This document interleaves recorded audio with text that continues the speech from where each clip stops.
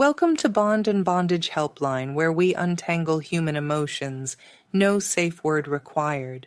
I'm Stella Black. Hit the like and subscribe buttons for your weekly glimpse behind the curtain of human behavior. If you've ever had a crush so intense it made your brain short-circuit, yeah, we're talking texting them at 2 a.m. and immediately regretting it, then you're in the right place. Today, we're diving deep into the wild world of attraction and how your brain turns into a chaotic chemistry lab when you fall for someone. So, what actually happens in your brain when you see someone you're attracted to? Well, buckle up because it's not just butterflies in your stomach. It's a full-blown neurochemical roller coaster. First up, let's talk about dopamine, aka the brain's feel-good neurotransmitter. Think of dopamine like the ultimate hype squad. It makes you feel excited, happy, and totally obsessed with that special someone. It's the same chemical that kicks in when you win a game, eat your favorite snack, or binge watch an entire season of your favorite show in one night. Basically, dopamine is why the honeymoon phase of love feels like a euphoric high. But here's where it gets wild. Dopamine doesn't just make you feel good, it makes you want more.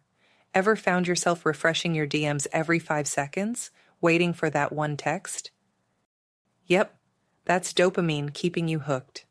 It's literally the same brain system that plays a role in addiction, which explains why new love can feel so intense. But don't worry, falling for someone isn't the same as being addicted to them. Your brain just really, really likes those good vibes. Now let's talk about oxytocin, the so-called cuddle hormone. This little chemical is all about bonding. You release oxytocin when you hug someone, hold hands, or have deep conversations. It's basically nature's way of making sure we form connections. But plot twist.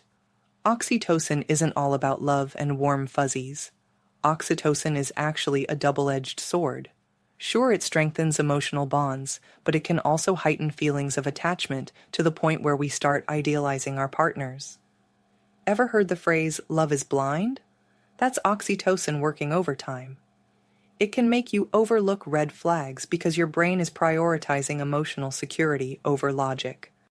And it doesn't stop there. Oxytocin can also trigger a fierce sense of loyalty, which is great in healthy relationships, but it can also make breakups way harder. When your brain is used to getting constant oxytocin hits from someone, suddenly losing that connection feels like withdrawal. This is why breakups can be physically painful and why people often struggle to move on.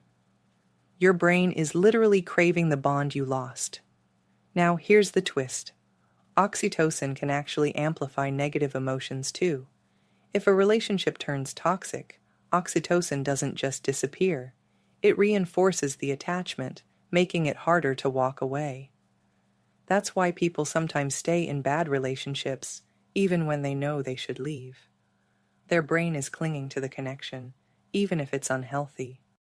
And let's not forget the protective side of oxytocin. Studies show that it can increase feelings of possessiveness and even aggression in some cases. Ever felt irrational jealousy over your crush talking to someone else?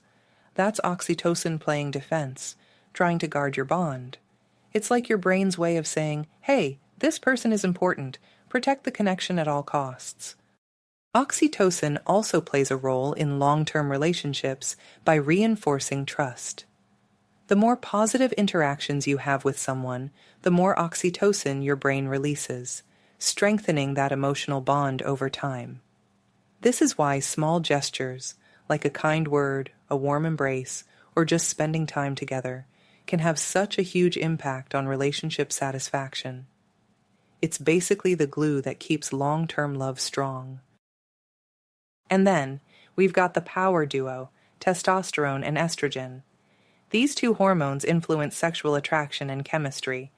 Testosterone, which everyone has, but dudes have more of, ramps up desire and confidence, while estrogen, higher in women, plays a role in attraction signals. Basically, when people say chemistry, they're talking about the biological cocktail happening behind the scenes. Now, I know some of you are thinking, What about pheromones? Do we have some secret scent that makes people instantly fall for us? Well, let's break it down. Pheromones are chemical signals that animals use to communicate attraction, dominance, and readiness to mate. Insects and many mammals rely heavily on them, but in humans, the role of pheromones is still a mystery. Some studies suggest that we do respond to subtle scent cues related to immune system compatibility.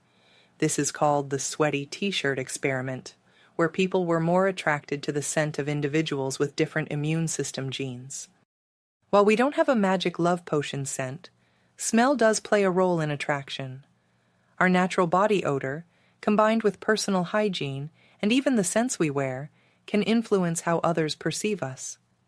And interestingly, some research suggests that birth control can alter scent preferences in women, potentially affecting long-term attraction. So, while pheromones might not be the love spells we see in movies, our noses are definitely doing more matchmaking than we realize. But attraction isn't just biology. It's also psychology. Our brains are wired to be drawn to people who are familiar, similar to us, and physically close. This is called the 3 pillars of attraction: similarity, familiarity, and proximity.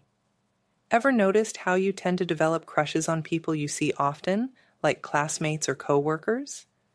That's your brain finding comfort in the familiar.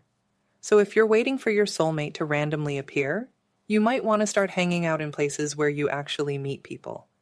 So let's wrap this up. Attraction is a mix of dopamine-fueled excitement, oxytocin-driven bonding, hormonal chemistry, and psychological patterns. Your brain isn't just randomly picking people to fall for, it's following a carefully wired system designed to make connections happen. But at the end of the day, love isn't just about chemistry. It's about real emotional connection, respect, and shared experiences. All right, that's a wrap. If you learned something new today, hit that like button and drop a comment below. What's the weirdest thing you've noticed about attraction in your own life?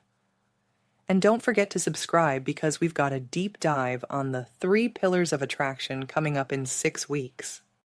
That's enough for now. Your scars might be on the inside, but scar patches come in all shapes and sizes. Find your patch and protect them with your life. See you next week.